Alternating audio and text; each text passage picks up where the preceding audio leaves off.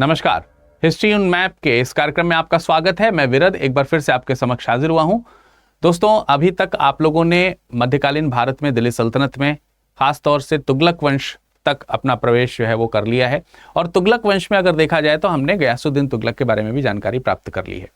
तो आज के इस सेशन में हम लोग मोहम्मद बिन तुगलक के बारे में जानकारी विशेष तौर से हासिल करेंगे। फिर उससे पहले मैं एक छोटी सी इन्फॉर्मेशन दे दूं। आज 26 जून है और 26 जून को आज शाम 6 बजे से एक बैच शुरू हो रहा है जो कि हिंदी में पॉलिटी विषय के साथ शुरू होगा, इंग्लिश में भी पॉलिटी विषय के साथ शुरू होगा और इंग्लिश में भी पॉलिटी विषय के साथ शुरू किया जाएगा, जिसमें क्रमशः ललिता दहिया मैम, पवन वार्ष्णेय सर और अमित किलोर सर आप लोगों को ये बैच प्रोवाइड करा रहे होंगे। क्योंकि आप सब लोग हिंदी से जुड़े हुए हैं तो हिंदी मीडियम में बैच आपका शुरू होगा शाम को 6 बजे। इसमें मैं आपको इतिहास पढ़ाते हुए दिखाई दूंगा, तो आप लोगों का इंतजार रहेगा। हिस्ट्री पढ़ते समय वहां पर डीप एनालिसिस के साथ हम लोग पढ़ रहे होंगे। 2024 में अच्छे खासे प्रश्न जो हैं, मतलब ठीक है, बहुत ज़्यादा इतिहास के प्रश्नों की संख्या नहीं थी, लेकिन जो संख्या थी वो सब आपके पेड बैचेस से पढ़ाए हुए क्वेश्चंस आए थे। उम्मीद करेंगे कि मुख्य परीक्षा में भी वहां से प्रश्न आएंगे, तो आप लोग भी इसके साथ जुड़िए और अपने आप को यूपीएससी की प्रिपरेशन के लिए तैयार कीजिए। न्यू सीजन का ये पहला बैच है, इसमें सब कुछ आपको मिलेगा, सारे प्रकार के नोट्स, क्लास, सब कुछ आपको इसमें मिलेंगी। बस केवल ऑप्शनल जो है वो छोड़ करके। ऑप्शनल में 4 ऑप्शनल उपलब्ध हैं हमारे पास में। सबसे पहले हिंदी साहित्य, फिर भूगोल, फिर भूगोल, आप इतिहास और राजनीति विज्ञान, इन पर नजर डाल सकते हैं। ये 4 के चारों ऑप्शनल हिंदी में मौजूद हैं। इनकी पढ़ाई और इनसे संबंधित सभी चीजें जो हैं, अध्ययन अध्यापन की जो भी चीजें हैं, सब हिंदी में मिलेंगी विद टेस्ट सीरीज। इसमें आपको टेस्ट सीरीज भी उपलब्ध कराई जाएगी। तो ये आपको अलग से परचेज करना है। 15,999 में आपको ये उपलब्ध हो जाएगा और विरद लाइव कोड का ही इस्तेमाल करने से 29,999 यानी कि 30,000 में आपको ये बैच उपलब्ध हो जाएगा। तो चलिए आज के क्लास की शुरुआत करते हैं। और आज के क्लास की शुरुआत में जैसा कि मैंने बताया कि हमारा टॉपिक है हिस्ट्री ऑन मैप।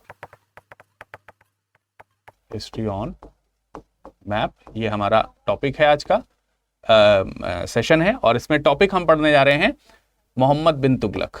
मोहम्मद बिन तुगलक,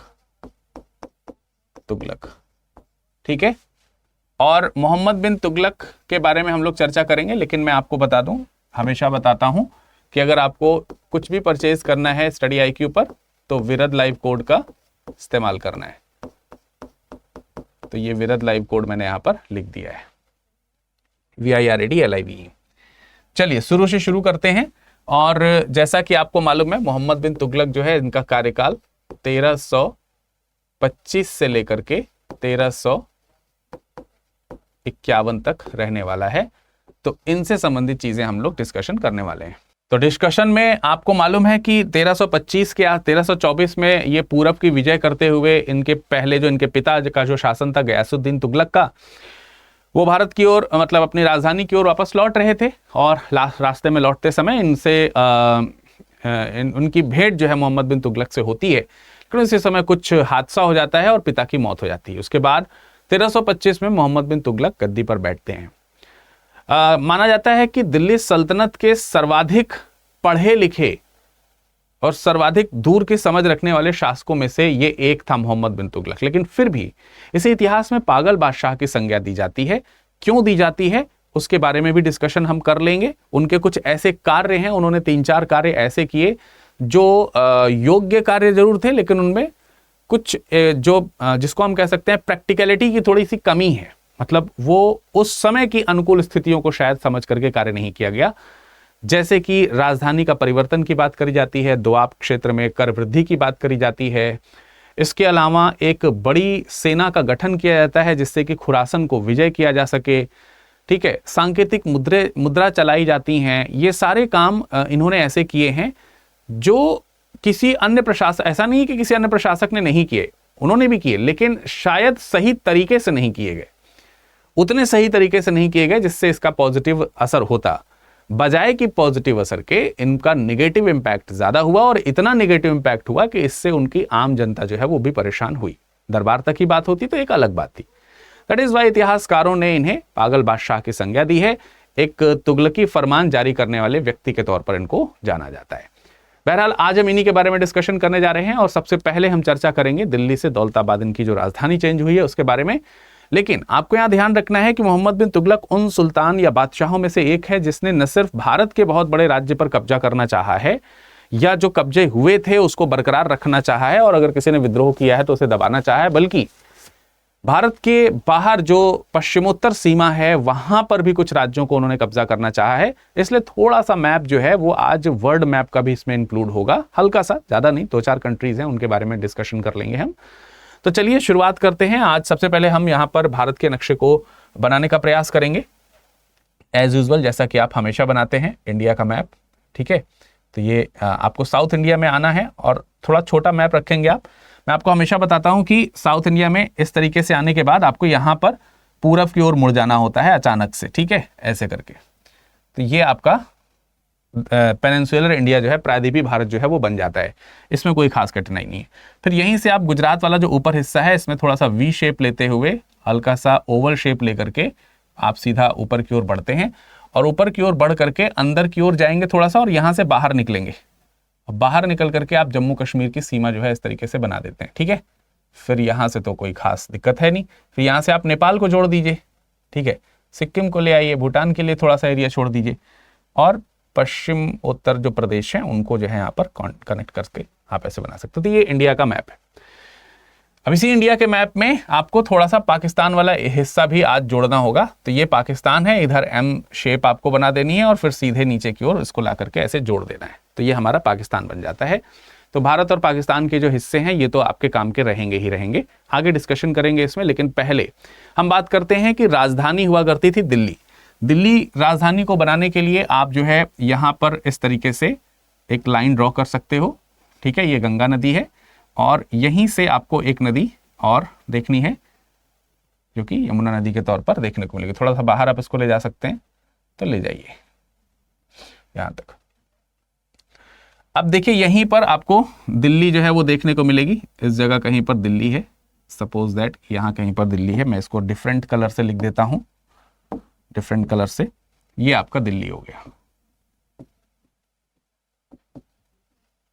अब रही बात दौलताबाद की, तो दौलताबाद जो है आपको साउथ में समथिंग हियर वेयर, यहां पे कहीं पर आपको दौलताबाद देखने को मिलेगा। ये है आपका दौलताबाद, दौलताबाद।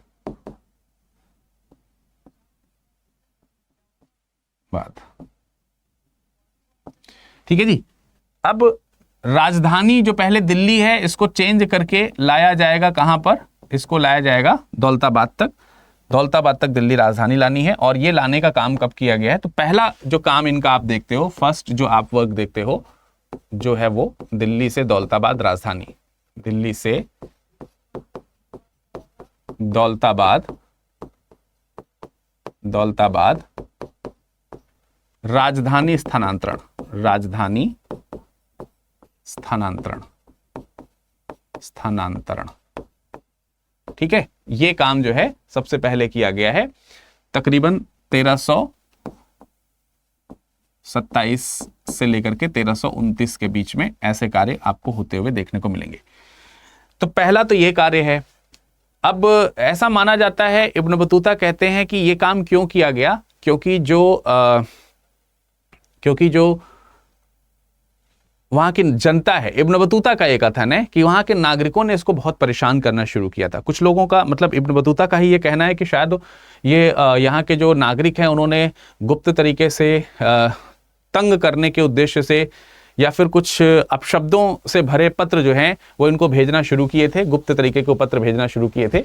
एक इतिहासकार हैं वुल्जले हेग, उन्होंने भी इस चीज को एक्सेप्ट किया है कि हाँ ऐसा हुआ था और इसीलिए दिल्ली की जनता को दंडित करने के लिए उसने राजधानी को क्या किया, दिल्ली से दौलताबाद स्थानांतरित किया। तकरीबन 700 मील, तकरीबन 700 मील का ये ट्रांसफर था।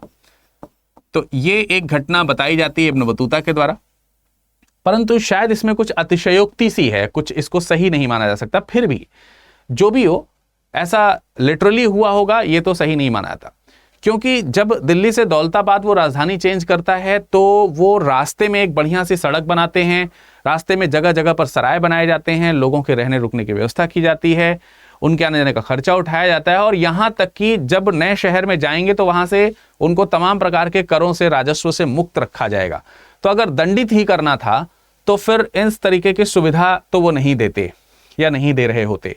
तो ऐसा भी अनुभव लगता है। तो फिर क्या कारण रहा होगा? ऐसा माना जाता है कि शायद अगर भौगोलिक दृष्टिकोण से अगर नजर डालें हम यहां पर, तो दिल्ली ये है, दौलताबाद ये है। दौलताबाद से उसको ये समझ में आया, या फिर उसने शायद इस चीज को समझ लिया था कि अगर यहां से हम दिल्ली, गुजरात, लखनौती इत्यादि की बात करें, भाई दिल्ली का हिस्सा है, यहां पर ये गुजरात का हिस्सा है, यहां पर आपका ये लखनौती है, बंगाल वाला हिस्सा है, तो इन सब को हम क्या कर सकते हैं, इन सब को हम क्या कर सकते हैं, नियंत्रित कर सकते हैं। यहां पे गुजरात है, यहां पे लखनौती है, ठीक है, इन सब पर हम नियंत्रण रख सकते हैं, क्योंकि दिल्ली से और लखनौती से दौलताबाद की बहुत ज्यादा डिस्टेंस में कोई खास अंतर नहीं आता है। लेकिन इधर से पश्चिमी हिस्से भी कवर हो जाएंगे और दक्षिण के हिस्से भी कवर हो जाएंगे। तो दौलताबाद आने के शायद उसके ये उद्देश्य रहे होंगे। दक्षिण में देवगिरी, ये दौलताबाद वाला जो इलाका है, बेसिकली ये दौलताबाद नहीं है, ये देवगिरी है, और इस देवगिरी का नाम ही, ये जो देवगिरी है, इसी देवगिरी का नाम ही उन्होंने क्या रख दिया है, दौलताबाद रख दिया है। तो दौलताबाद कुछ और नहीं है, देवगिरी ही है, देवगिरी, ठीक है, देवगिरी, दौलताबाद। रा पे छोटी की मात्रा यहां लगा देते हैं, ठीक है। तो जो दौलताबाद है वो देवगिरी ही है, एक ही बात है। मतलब उसका नाम उसने क्या कर दिया है, परिवर्तित कर दिया है। नाम को उसने क्या कर दिया है, चेंज कर दिया है, नाम को चेंज कर दिया गया है। तो यहां पर देवगिरी लिख देता हूं, ठीक है जी। अब देवगिरी से अगर आप देखेंगे तो दक्षिण का जो हिस्सा है या दक्कन का जो प्रांत है, उसको काफी अच्छी तरीके से वश में रखा जा सकता है, कंट्रोल में रखा जा सकता है, इसलिए देवगिरी को राजधानी बनाया।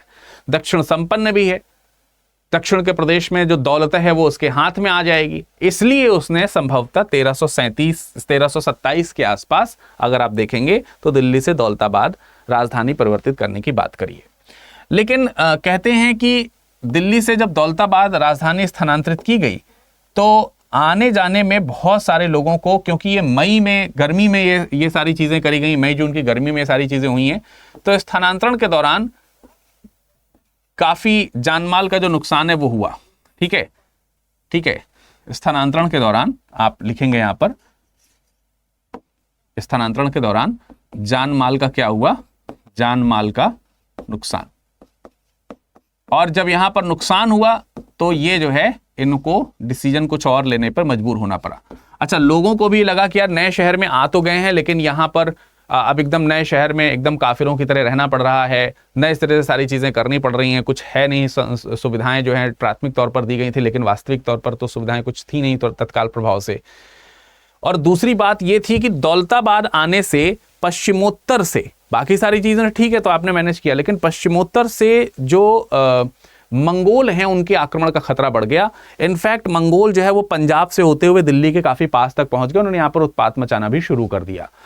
तो ये भी कंडीशन हुई, यहां पर नागरिकों को सुविधा नहीं मिल रही रहने में, जलवायु परिवर्तित है, सब कुछ चेंज है यहां पर, और तो ये सब जो है, जो दुविधाएं हुई उसको ध्यान में रखते हुए फाइनली वो 1329 में यहां से वापस चल देता है। तो स्थानांतरण पहले दिल्ली से दौलताबाद हुआ, फिर उसके बाद ये वापस हुए, और वापस होने में फिर से आपको दौलताबाद से कहां जाना पड़ा, दौलताबाद से दिल्ली जाना पड़ा। और इस क्रम में पहले ही, जैसा कि मैंने आपको बताया कि जान माल का काफी नुकसान हुआ था, तो दोबारा के क्रम में जान माल का एक बार और से नुकसान यहां पर सहना पड़ा, इसलिए चीजें अनएक्सेप्टेबल हो गई। तो ये पहला है जो कहा जाता है कि बादशाह ने अनर्गल कार्य किया। अब इसी तरीके के अन्य कार्यों की हम बात करें, अगर हम इसी तरीके के अन्य कार्यों के ऊपर चर्चा करने का प्रयास करेंगे तो कुछ और चीजें भी हमको देखने को मिलेंगी, ठीक है। इसका क्या करते हैं, डुप्लीकेट हम बना लेते हैं एक बार, ठीक है, और उस पर विस्तृत चर्चा करने का प्रयास करेंगे। तो देखिए, इससे नुकसान तो डेफिनेटली हुआ ही होगा, ऐसा नहीं कि नुकसान नहीं हुआ, नुकसान तो होना ही था, काफी रुपए पैसे का नुकसान हुआ। तो जब रुपए पैसे का नुकसान हुआ तो इन्हें अपनी अर्थव्यवस्था को सुदृढ़ करने का ख्वाब आया होगा। ऐसे में इन्होंने 1330 में एक और कदम उठाया, जो कि इनके दूसरे प्रयोग के तौर पर इसको माना जाता है, दोआब में कर वृद्धि। दोआब में कर वृद्धि ये 1330 के आसपास करी गई, ठीक है, लगभग 1330 के आसपास इसको करते हुए देखने को मिलता है। कुछ लोग 1329 भी इसको लिखते हैं। कहते हैं कि जब इन्होंने देखा कि कई सारे राज्यों के साथ इनको युद्ध करना है, प्रशासनिक प्रयोजन भी बहुत सारे अभी हैं, पैसे कम हो गए हैं, राजधानी स्थानांतरण से बहुत सारा नुकसान हुआ है, और ये भी कि जो ये दोआब रीजन है, दोआब मतलब गंगा यमुना का जो ये प्रांत है, गंगा यमुना के आसपास की जो ये भूमि है, इसको आप दोआब रीजन के तौर पर जान सकते हो। तो ये दोआब जो क्षेत्र है, ये जो दोआब क्षेत्र है, इस दोआब क्षेत्र पर इन्होंने क्या करना चाहा, ये जो दोआब रीजन आप देख रहे हो, इस दोआब रीजन पर इन्होंने कर वृद्धि करी है। ये दोआब रीजन है। तो दोआब क्षेत्र में जो कर वृद्धि हुई उसमें इन्होंने मतलब राजकोष में, राजकोष जो है, राजकोष को पुनः भरने के लिए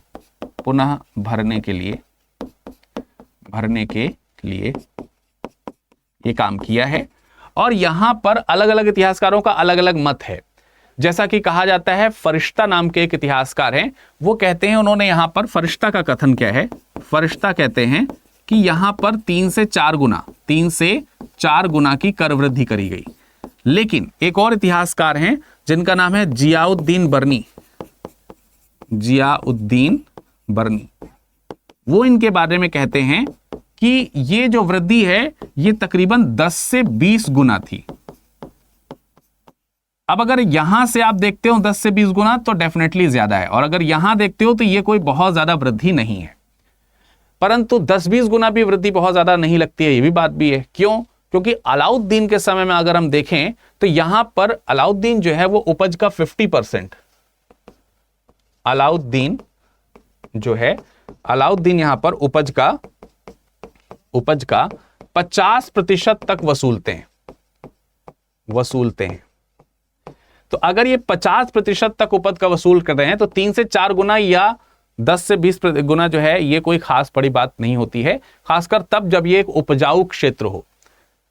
तो फिर यह योजना यहां पर असफल क्यों हुई? उसके पीछे एक बड़ा कारण जो बताया जाता है वो ये बताया जाता है कि यहां पर जिस समय इन्होंने दोआब में वृद्धि करी, कर वृद्धि जब हुई तो कर वृद्धि के समय यहां पर दुर्भिक्षु पड़ा हुआ था। दुर्भिक्षु समझते हैं? अकाल जिसको कहते हैं आप, अकाल। यहां पर अकाल पड़ा हुआ था, और इसी अकाल के कारण यहां पर ये जो टैक्स थे वो देने में प्रॉब्लम्स क्रिएट हुई। और इनफैक्ट अकाल के दौरान इसको बहुत ही निर्दयतापूर्वक वसूला गया।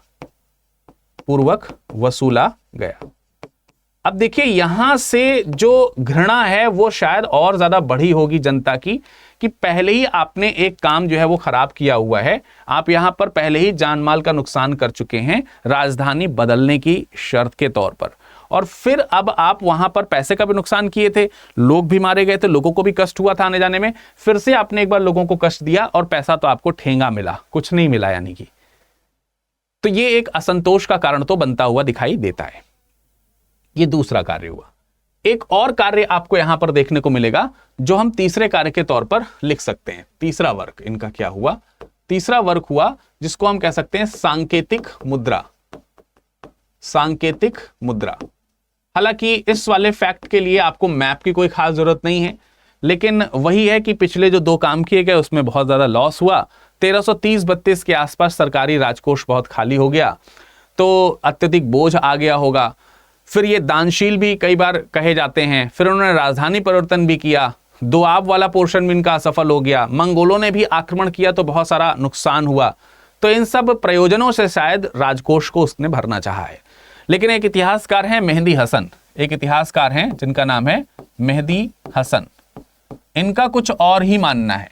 इनका मानना है कि यार ऐसा कुछ नहीं है, यहां पर राजकोष जैसा कोई चीज खाली उली नहीं हुआ था, क्योंकि जब सांकेतिक मुद्रा चलाई गई तो तो सांकेतिक मुद्रा में क्या हुआ था कि इन्होंने जैसे पहले जो है चांदी के सिक्के चला करते थे, तो चांदी के सिक्के की जगह पे इन्होंने कांसे का सिक्का चलाना शुरू किया, तांबे का सिक्का चलाना शुरू किया, पीतल के सिक्के जो हैं वो चलाने शुरू किए और सबकी वैल्यूज जो है वो बराबर कर दी। तो इसकी वजह से जो लोग हैं उनके घर में कांसे का प्रयोग हो रहा है, तांबे के बर्तन भी हैं, कांसे के बर्तन भी हैं। इन्होंने जो सिक्के जारी किए वो बहुत ज़्यादा प्रमाणिक भी नहीं हैं, तो लोगों ने घर में ही जो है बनाना शुरू कर दिया, टकसाल इत्यादि घर में बनने शुरू हो गए लोगों के। तो इससे लोगों के पास पैसा बहुत आ गया, बाजार में ज़्यादा पैसा आएगा तो वैल्यू घट जाएगी, अर्थव्यवस्था में हानि होगी, तो इनको भी अर्थव्यवस्था में हानि हुई।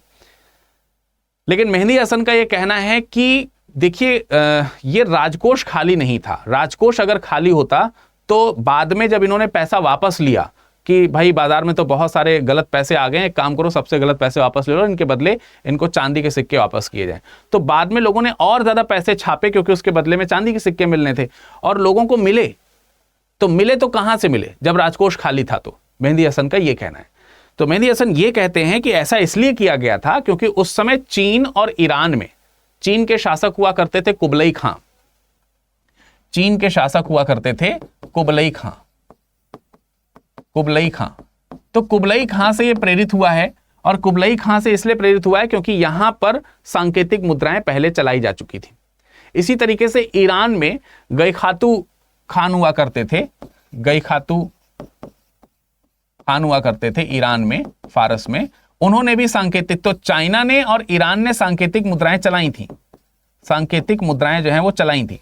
तो वही प्रयोग ये दिल्ली में करना चाहते थे, लेकिन इनसे दिक्कत ये हुई कि उसके ऊपर रेगुलेटरी जो है वो रखनी चाहिए थी, वो नहीं रखी गई थी, नियंत्रण नहीं रखा गया था। इसलिए इनकी सांकेतिक मुद्रा वाला जो ये प्रयास है वो इन दोनों की तुलना में, यानी कि चाइना और ईरान की तुलना में क्या हुआ, वो फेल हो गया। ठीक है, ये प्रयास क्या हो गया, फेल हो गया, और इसमें भी काफी ज्यादा अर्थव्यवस्था से इनको नुकसान उठाना पड़ा। ठीक है, तो अर्थव्यवस्था में नुकसान उठाना पड़ा है, तो अब आगे कुछ ना कुछ और काम करना पड़ेगा। फिर बेइज्जती भी बहुत हुई है, तो अब ये होगा कि कुछ ऐसा काम करके दिखाओ जनता को जिससे पैसा भी इकट्ठा हो और राजनीतिक तौर पर भी अपनी साख बने और लोगों को भी, भारतीय जनता को, यानी इनके शासक को नुकसान ना हो, मतलब इनके शासियों को नुकसान ना हो जिनके ऊपर ये शासन कर रहे हैं। तो भाई अब इसके लिए एक नया काम किया गया जिसको बोला गया खुरासन विजय अभियान। तो देखिए खुरासन विजय अभियान अब आपके लिए इंपॉर्टेंट है थोड़ा सा, है ना। अब इसमें थोड़ा सा मैप की जरूरत पड़ेगी और यहां जो मैप बनेगा वो आपका थोड़ा सा भारत के बाहर का मैप रहेगा। ठीक है, मैप आप यही रखोगे, इसमें कोई दो राय नहीं है, मैप तो आप यही रख लो। एक मिनट, इसमें क्या करते हैं कि इसका डुप्लीकेट पहले बना लेते हैं, फिर इसको इरेज कर देते हैं। ठीक है, तो इसमें आपको थोड़ा सा खुरासन वाला एरिया देखना पड़ेगा। अब आप में से कोई अगर जानता हो कि भाई खुरासन का एरिया किस तरफ है तो जरा कमेंट सेक्शन में कमेंट करके बताओ मुझे फटाफट से कि खुरासन वाला जो पोर्शन है, एरिया जो है वो किस तरफ है। देखिए मैं आपको मैप में थोड़ा सा यहां पर बना देता हूं, मैं मैप में बनाने का प्रयास करता हूं यहां पर। ठीक है, जैसे आपको ये तो आपको पाकिस्तान वाला एरिया दिख रहा है, इसी पाकिस्तान वाले एरिया से तकरीबन यहां पर आप अफगानिस्तान को जोड़ दीजिए पहले तो। ठीक है, अफगानिस्तान को जोड़ दिए, फिर यहां पर आप ये जो एक पोर्शन है ये तुर्किस्तान का आप जोड़ सकते हैं इस तरीके से, और यहीं से आपको, मैंने पहले भी एक बार दिल्ली सल्तनत पढ़ाते समय ही तजाकिस्तान वगैरह का एरिया जो है वो दिखाया था, है ना, दिखाया था इस जगह पर कहीं पर, और यहीं से आप जो है ये इस तरीके के कुछ मैप तजाकिस्तान, तुर्कमेनिस्तान, उज्बेकिस्तान वाले हिस्से जो है वो जोड़ सकते हैं। तो ये आपका उज्बेकिस्तान हो गया। ठीक है, तो उज्बेकिस्तान, तुर्किस्तान और तजाकिस्तान, ये वाले जो पोर्शंस हैं ये आपको बनाने जरूरी हैं, तब हम जाकर के चीजों को समझ पाएंगे कि ये खुरासन आखिर कहां है। तो इसमें आप देखोगे ये जैसे ये वाला जो पोर्शन है ये आपका उज्बेकिस्तान का है, इसको आप उज्बेकिस्तान लिख सकते हो। ठीक है, ये आपका उज्बेकिस्तान हो गया, ये आपका तुर्कमेनिस्तान हो गया, और ये आपका तुर्किस्तान हो गया। तो ये वाले जो इलाके हैं इनमें मोटे मोटे तौर पर, और इधर से आप देखोगे तो ये आपका, फिर जो ये आपका जो बाउंड्री है इधर से ये इराक वाला बाउंड्री जुड़ जाता है ऐसे करके। ठीक है, तो अब आप इस वाले एरिया में तकरीबन ये जो हिस्सा है, तकरीबन जो आपका ये हिस्सा है, ये पूरा पोर्शन, इस तरीके से एक खुरासन का प्रांत हुआ करता था, खुरासन का साम्राज्य हुआ करता था। ये जो पूरा लोकेशन आप देख रहे हो, ये खुरासन का लोकेशन है। तो मैं इसको थोड़ा सा कलरफुल कर देता हूं, जिससे कि आपको आसानी से चीजें जो है वो समझ में आ जाएं। मैं आपको आसानी से समझा देता हूं यहां पर कि ये वाला जो पोर्शन है, ठीक है, इस वाले पोर्शन को आप मान के चलो कि ये जो पूरा का पूरा पोर्शन आपको देखने को मिल रहा है, ये आपका क्या है, ये आपका खुरासन वाला एरिया है। इसको आप खुरासन वाले एरिया के अंदर कद जो है वो गिन सकते हैं। क्लियर?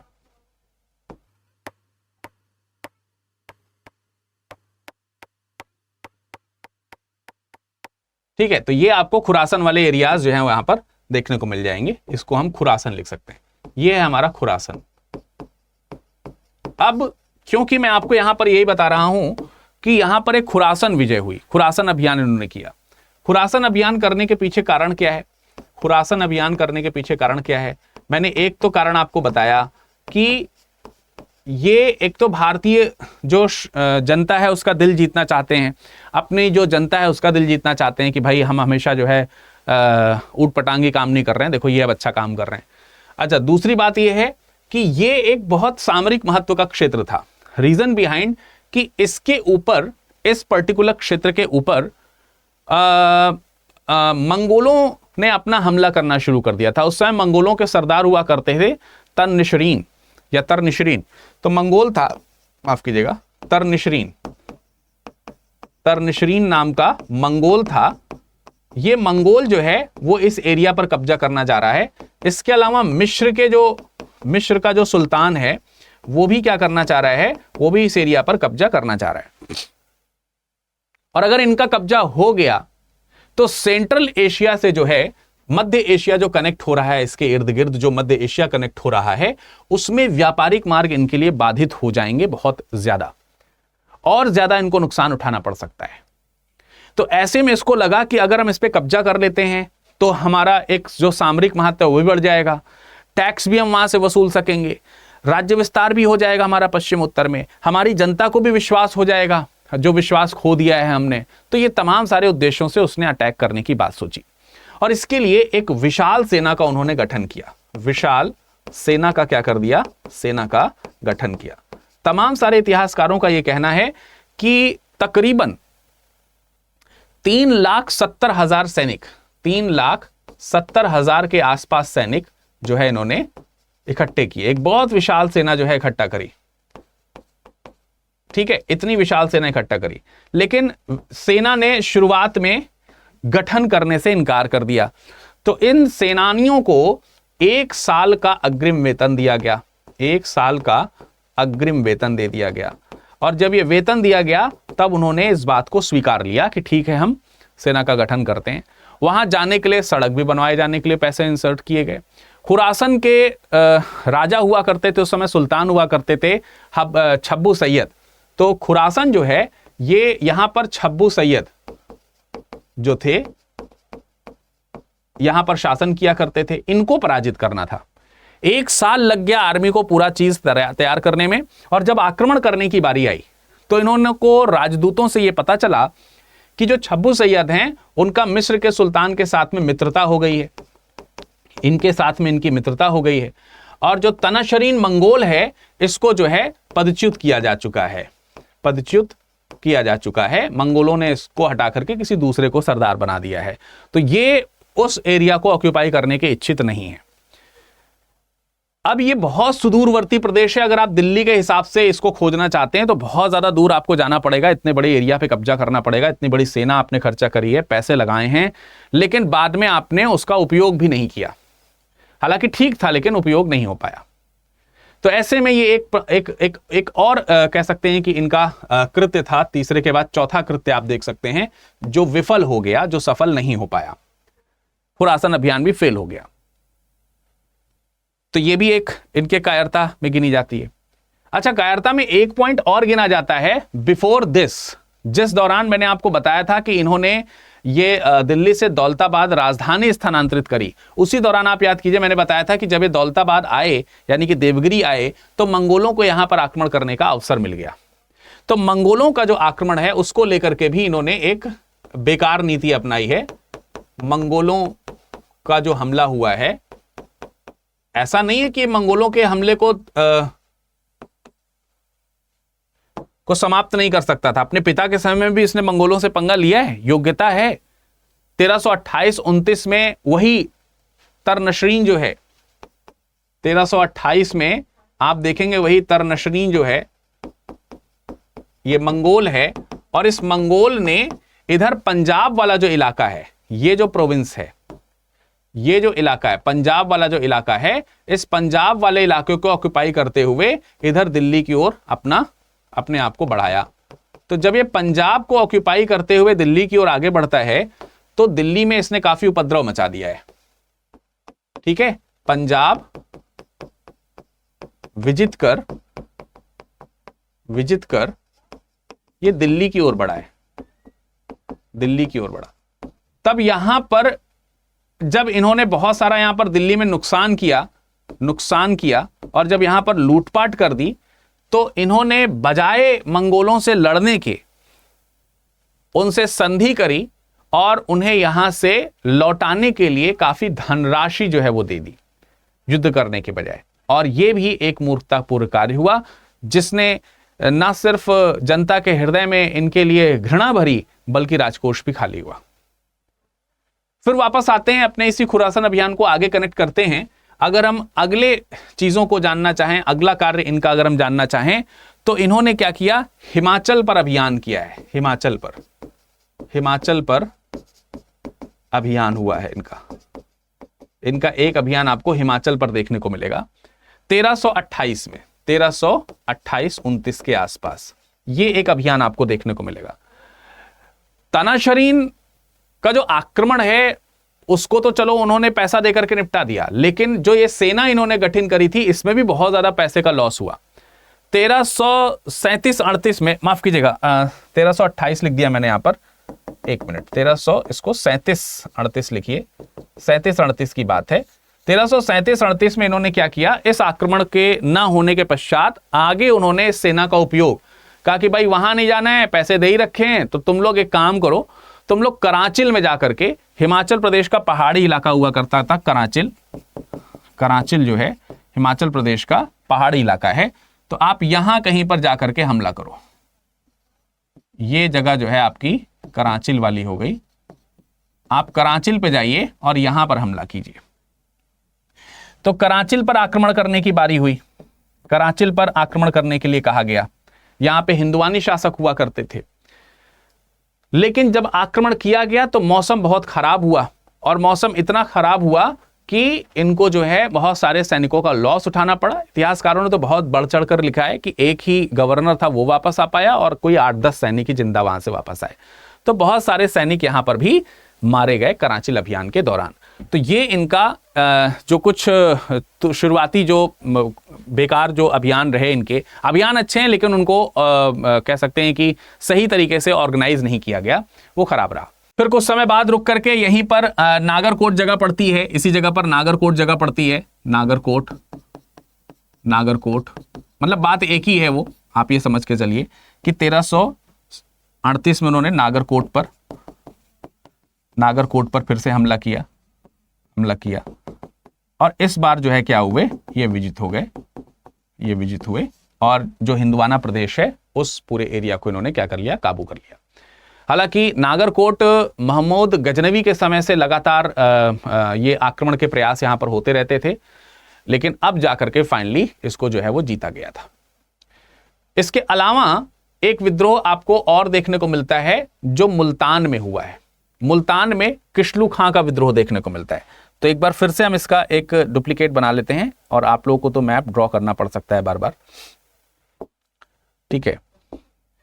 तो इसमें अगर आप देखोगे, चलिए पहले इसको मिटा देते हैं हम और फिर आपको यहां पर किशलू खां के विद्रोह के बारे में बताते हैं।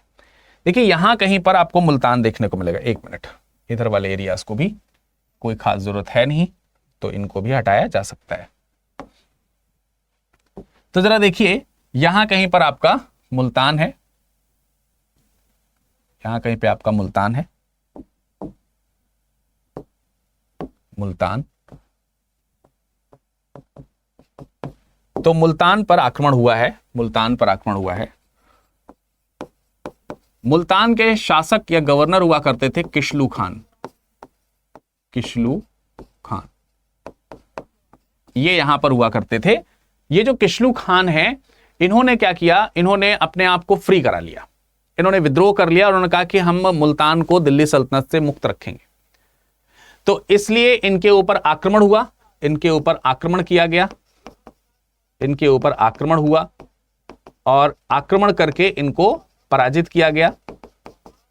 पराजित करके ये राज्य जो है वो फिर से दिल्ली सल्तनत में मिला लिया गया, इनकी हत्या कर दी गई, इनको मार डाला गया। इसी तरीके से दक्षिण में एक प्रदेश आपको देखने को मिलेगा, इसी तरीके से दक्षिण में आपको एक प्रदेश देखने को मिलेगा, माबार, माबार, माबार प्रांत। तो माबार प्रांत जो है वो भी आपका यहां पे कहीं पर साउथ में आपको देखने को मिलेगा, माबार रीजन।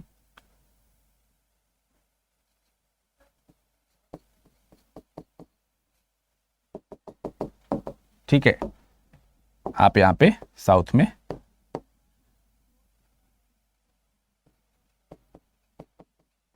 माबार को देख सकते हैं। माबार का इन्होंने क्या किया है, अभियान किया है, इनके समय माबार के ऊपर अटैक किया गया। यही करीब 1335 के आसपास। वहां के राज्यपाल हुआ करते थे एहसान शाह, एहसान शाह पर 1335 में इन्होंने क्या किया है, विद्रोह किया है।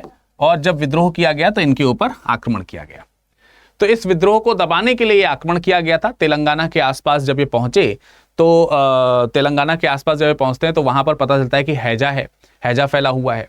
तो उनके सैनिक जो है हैजे की वजह से बहुत ज़्यादा मारे जाते हैं। सुल्तान को फिर अपनी सेना वापस बुलानी पड़ती है और माबार वाला जो रीजन है वो स्वतंत्र हो जाता है। तेलंगाना वाला जो पोर्शन है वो इस जगह पर कहीं पर, यहाँ से सेना आ रही थी लेकिन माबार पहुंचने से पहले ही इसको यहाँ से वापस जाना पड़ा। तो जो माबार प्रांत है वो इनके समय में स्वतंत्र हो गया, यानी ये दिल्ली सल्तनत से क्या हो गया, आज़ाद हो गया, मुक्त हो गया। फिर इसी तरीके से बंगाल वाला प्रोविंस देखिए, बंगाल वाला प्रोविंस जो है, लखनौती जिसको आप कह सकते हैं, तो वहां पर 1338 के आसपास हमला होता है और वहां पर एक शासक हैं जिनका नाम है मुबारिक शाह या फखरुद्दीन मुबारिक शाह, ऐसा पूरा उनका नाम है। जो ये वाला एरिया है जिसको आप बंगाल कह सकते हो, बंगाल वाला एरिया कह सकते हो, तो बंगाल में, एक मिनट यहां लिखा ही हुआ है, यहां बंगाल में मुबारिक शाह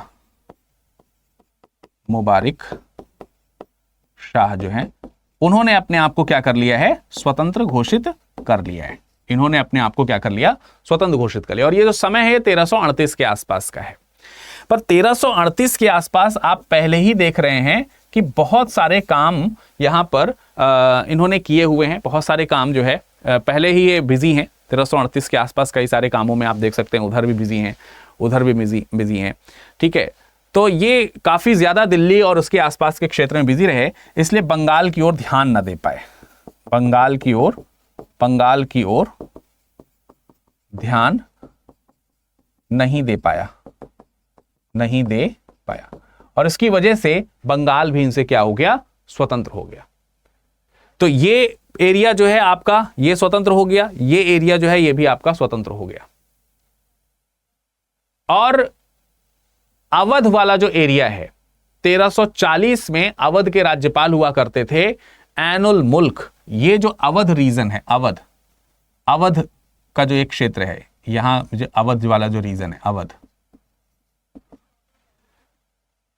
ठीक है, अवध, यहां के शासक हुआ करते थे ऐनुल मुल्क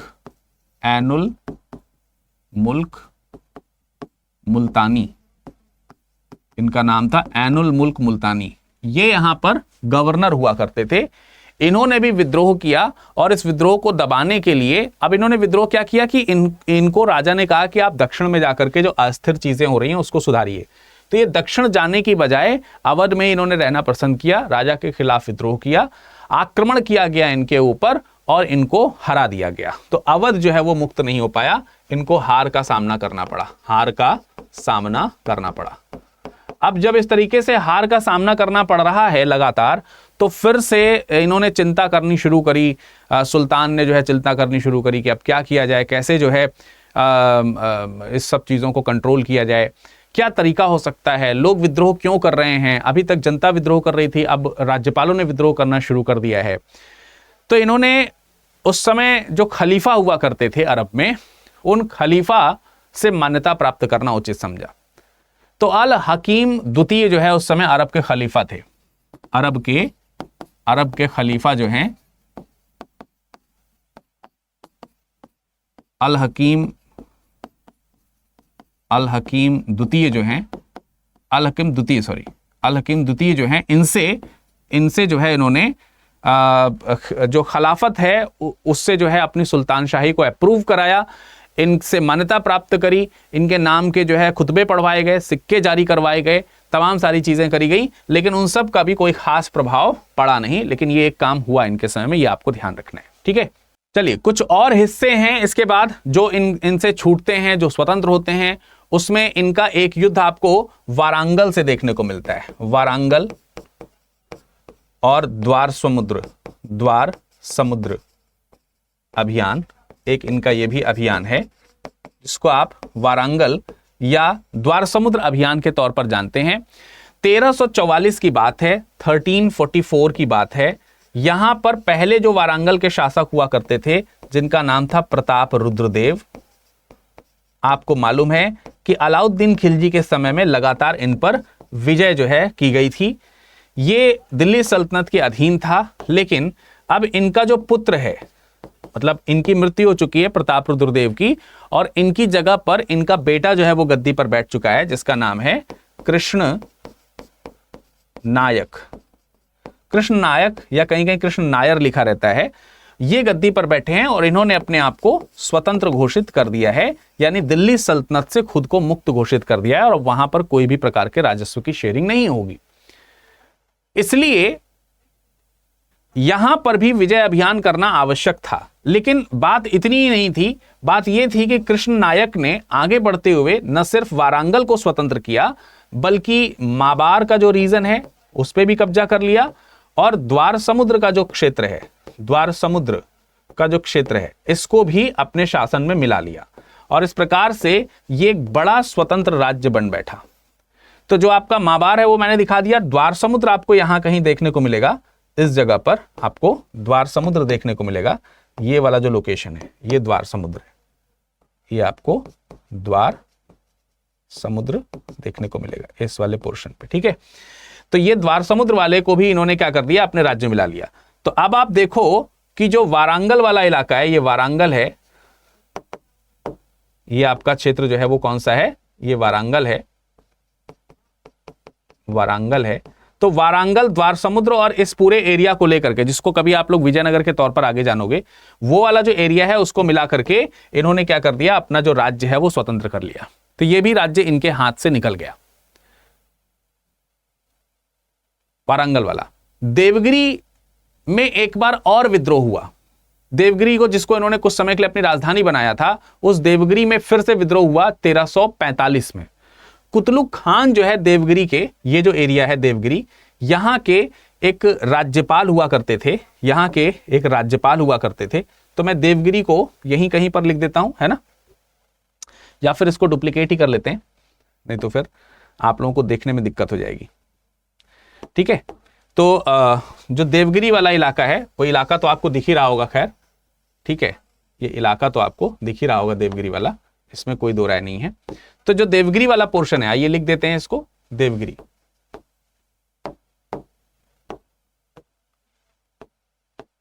देवगिरी 1345 में देवगिरी के जो जिनको कह सकते हैं कि राज्यपाल हुआ करते थे, इनका नाम था कुतलुग खान।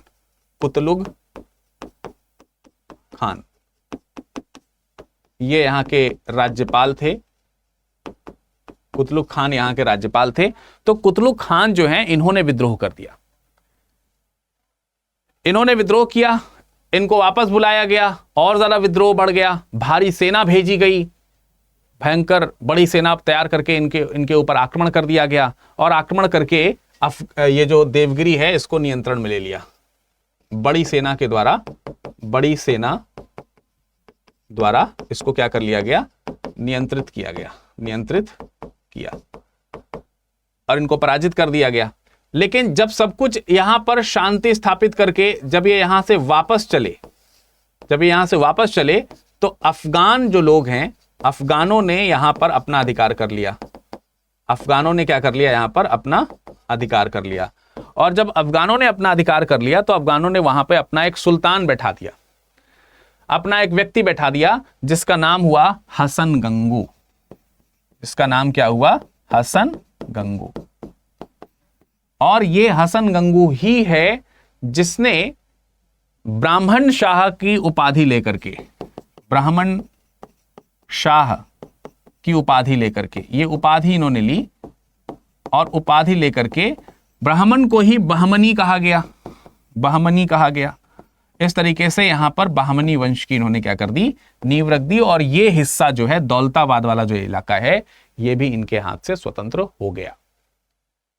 फिर कुछ समय पश्चात 1351 में गुजरात में विद्रोह हुआ। 1351 में गुजरात में विद्रोह हुआ। 1351 में गुजरात में विद्रोह, ये जो गुजरात वाला पोर्शन आप देख रहे हैं इसमें विद्रोह हुआ। तगीह नाम के व्यक्ति ने यहां पर विद्रोह किया, विद्रोह का झंडा ऊंचा किया तगीह ने, और तुगलक ने इसके ऊपर चढ़ाई कर दी। तो जब तुगलक ने इसके ऊपर चढ़ाई करी, यहाँ के राज्यपाल हुआ करते थे तगीह जो है यहाँ के राज्यपाल थे। जब इनके ऊपर आक्रमण हुआ तो ये आक्रमण को झेल नहीं पाया और तगीह जो है वो सिंध की ओर भागा। कहां की ओर भागा, सिंध प्रांत की ओर भागा। ये एरिया जो है आपको वो सिंध का देखने को मिलेगा, ये सिंध इलाका है, ये प्रोविंस आपका कौन सा है, सिंध है। तो ये सिंध की ओर भागा। तो जब ये सिंध की ओर भागा तो इनका पीछा किया और पीछा करते समय ही मार्च 1351 की बात है, मार्च 1351 की बात है, जो मोहम्मद बिन तुगलक है ये बीमार पड़ गया और बीमार पड़ने के साथ इसकी क्या हो गई, मृत्यु हो गई। इस तरीके से इतिहासकारों ने लिखा कि बादशाह को उनके शासकों, उनके सरदारों और जनता, इनसे मुक्ति मिली और सरदारों और जनता को अपने शासक से मुक्ति मिल गई। तो ये तमाम सारे विद्रोह जो थे वो किसके थे, वो किए गए थे मोहम्मद बिन तुगलक के समय में।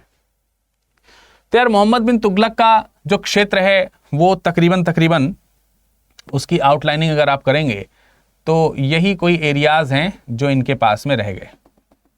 ये कुछ एरियाज हैं जो आप देख सकते हो जो इनके पास में रह गए, ठीक है। ये एरियाज, ये कुछ एरियाज थे और बीच में भी ये एरिया खाली रखना पड़ेगा। ये एरिया भी इनसे मुक्त हुआ था, राजस्थान के बीच का जो इलाका है। तो ये बहुत छोटा सा शासन इनके पास में रह गया है, बहुत बड़ा सा शासन नहीं है, ठीक है। ओवरऑल मैंने आपको यहां पर चीजें बता दी, शायद आपको पॉइंट्स जो है वो समझ में आ गए होंगे, एरियाज, लोकेशंस वगैरह जो है वो आपको समझ में आ गए होंगे। तो आज के लेक्चर में फिलहाल इतना ही। जाने से पहले एक बार मैं आप लोगों को एक इंपॉर्टेंट चीज बता देना चाहता हूं जो कि अत्यंत महत्वपूर्ण है, और वो ये है कि आप सब लोग अगर ऑफलाइन पढ़ना चाहते हैं तो प्रयागराज में एडमिशन ले सकते हैं। प्रयागराज में हमारा ऑफलाइन सेंटर ओपन हो चुका है, वहां पर भी आप एडमिशन ले सकते हो और वहां पर भी आप विरद लाइव कोड का इस्तेमाल करके आप एडमिशन लीजिएगा। बैच जो है आपको 74,999 मिल जाएगा। 5 जुलाई से यहां से ऑनलाइन माफ कीजिएगा ऑफलाइन क्लासेस जो है वो आपकी शुरू हो रही हैं। इसके अलावा अगर आप देखेंगे तो जो आपका बैच है, जो यहां पर भी मैंने आपको दिखाया था, ये जो आपका बैच है ऑनलाइन का, ये ऑनलाइन का बैच जो है वो 26 जून से शुरू हो रहा है, यानी आज से शुरू हो रहा है। शाम को 6 बजे इसकी शुरुआत हो रही है। आपको यहां पर विरद लाइव कोड का ये इस्तेमाल करना है और ये बैच आपको 29,999 में मिल जाएगा। ठीक है, तो फटाफट से आप इसमें जुड़ जाइए। ऑप्शनल लेना है तो आप इन 4 ऑप्शनल्स को ले सकते हैं। यहाँ पे भूगोल है, इतिहास है, हिंदी साहित्य है और PSIR है। ये 4 सब्जेक्ट्स जो हैं आपको हिंदी में देखने को मिल सकते हैं। तो चलिए फिलहाल इतना ही, लेकिन अगर आप मुझसे जुड़ना चाहते हैं और अगर इस लेक्चर का PDF प्राप्त करना चाहते हैं तो आप PDF प्राप्त करने के लिए आप मुझे यहां पर कांटेक्ट कर सकते हैं। ठीक है, virad.dube और virad.dube के नाम से studiiq.com अगर आप लगा देंगे तो मेल भी कर सकते हो। बाकी virad.dube के नाम से आप हमें इंस्टाग्राम और टेलीग्राम पर भी जोड़ सकते हैं या जुड़ सकते हैं। आशा करते हैं कि आपको ये लेक्चर बहुत अच्छा लगा होगा। जरूर आप कमेंट सेक्शन में कमेंट करके बताइएगा कि आपको ये सेशन कैसा लगा। कुछ चीजों की जानकारी अगर आपकी बड़ी हो तो वो भी आप कमेंट सेक्शन में लिख सकते हैं। साथ ही साथ अपने मित्रों को भी बताइएगा इस सेशन के बारे में। अगले सेशन में मुलाकात करेंगे फिरोज शाह तुगलक के साथ। तब तक ख्याल रखिएगा। धन्यवाद।